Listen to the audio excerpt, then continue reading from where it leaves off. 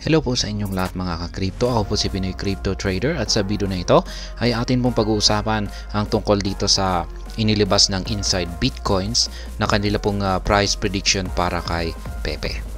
At ayan, bago po tayo magpatuloy ay nais ko lamang po munang bigyang linaw ang aking disclaimer kung saan ang nilalaman po ng video na ito ay hindi po ito isang financial advice. For education and information purposes lamang po ang layunin nito. Maliban po dito ay nais ko na rin pong magbigay babala na wala pong kahit anumang group chat ang Pinoy Crypto Trader. Ayan po, si Pepe. Ang astig ng kanyang dating dito. Pepe had been on a gradual uptrend, reaching a new all-time high on March 14, but has succumbed to a meme coin sector sell-off. Ayan. Nitong nakalipas kasi na araw, si Pepe ay nagkaroon po ng mabilis na pag-angat sa presyo at nakamit po niya ang kanyang pinakamataas, yung kanyang bagong pinakamataas na all-time high na presyo noong March 14. Ngunit sinundan po ito ng isang matinding pagbagsak. Yan, nagsibagsakan po ang lahat ng mga meme coin. Yan, hindi lamang po itong si Pepe. Yan, halos majority ng mga meme coin ay nagsibagsakan na rin. Pepe consolidates into a bullish pennant. Ayan, ito po yung bullish pennant.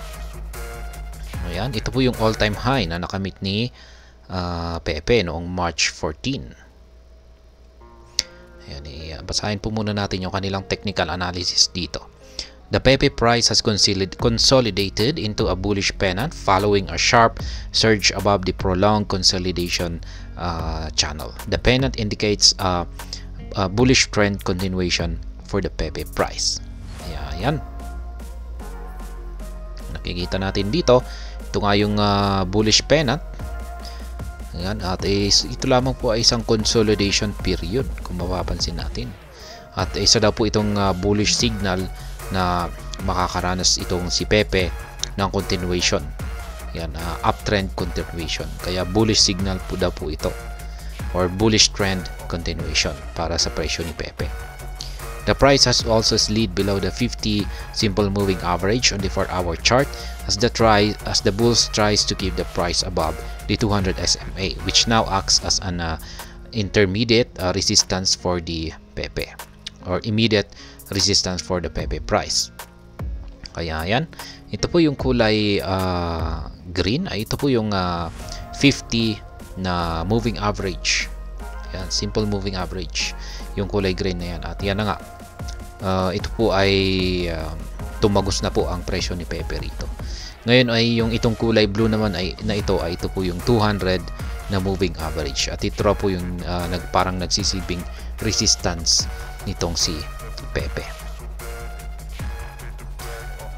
The Relative Strength Index or RSI signals a reversal on the oversold level of 30 to 36. Ayan, yung RSI naman daw po, ayan, nandito ay naglalaro naman po siya sa price level na 30 to 36. Ito po ay nagsisignal na oversold na itong si Pepe. Kung saan ay, kung pag sinabi po nating oversold, ay malapit na po siyang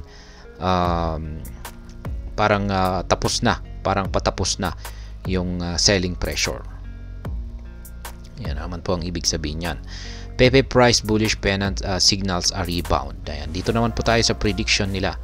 Despite the rejection at the new all-time high of 40 digits 1086, the bullish pennant signals a reversal that might see the price catapult into another bull rally. Kaya yan na nga yung sinabi ko kanina, na yung bullish pennant na ito ay maaring nagsisignal daw po ito, nagbibigay ng signal na maaring magpatuloy sa pag-angat or uptrend nitong si Pepe. If this scenario continues, the bulls may drive the price higher, targeting a new all-time high above the 40 digits 86 resistance level. Kaya yan, kung magpapatuloy daw po ang scenario na ito, ay aakyatin ni Pepe at babasagin niya yung kanyang resistance level o yung kanyang previous all-time high, at siya ay aakyatin niya ang ibabaw ng presyong 40 digits 1086 na siyang nagsisilbing kanyang kasalukuyang resistance. Kaya yan, ito po yan. At syempre kung pag binasag niya yan ay magtatala na naman siya or magkakaroon na naman po siya ng panibagong all-time high na record. However, the bears might continue correction, forcing the price to the lower boundary of the pennant, or 50 digits 6661. A breach below this level could see the bulls retreat to 50 digits 389 support zone. Kaya yan, kung magpapatuloy daw po yung correction, ay babagsak daw po rito. Yan, sa lower portion ng pennant, bullish pennant na ito, yung presyo ni Pepe. At yan po ay nasa presyong mga yan po ay nasa presyong mga 66 saan po ulit yun, 661. Yan, 50 digits 661. Pero kung pag nabasag naman po yung ilalim nito, yan, kapag nabasag naman po ito, ay yan, posible daw po siyang bumagsak sa mas mababang presyo na nasa 50 digits 389. Kaya yan naman po ang posibleng mangyari rito kung pag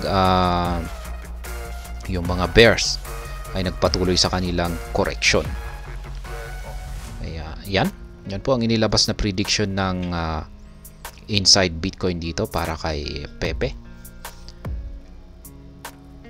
At hanggang dito na lamang po tayo sa video na ito, mga ka-crypto. Sana po ay inyong nagustuhan ang aking paliwanag sa video na ito. Kung inyo po itong nagustuhan, pag-click lamang po ang like button nito. Para naman po sa mga bago lamang dito, kayo po ay aking inaanyayahan para mag-subscribe. Pag-click na rin po ang bell icon nito dahil ito po ang siya magsisilbing notification nito sa mga bago kong videos na akin pong ina-upload sa aking YouTube channel na ito. Marami pong salamat sa panonood. Ingat po tayo lagi at God bless po sa ating lahat.